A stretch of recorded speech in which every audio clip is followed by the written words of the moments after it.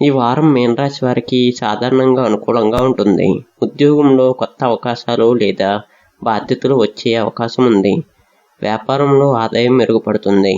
అయితే ఖర్చును నియంత్రించడం మంచిది. కుటుంబ సభ్యులతో ఆనందంగా గడుపుతారు.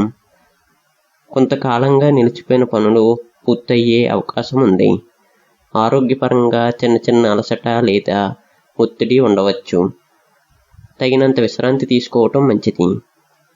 విద్యార్థులకు చదువులో మంచి పురోగతి ఉంటుంది. దూర ప్రయాణాలు లాభదాయకంగా ఉండే అవకాశం ఉంది.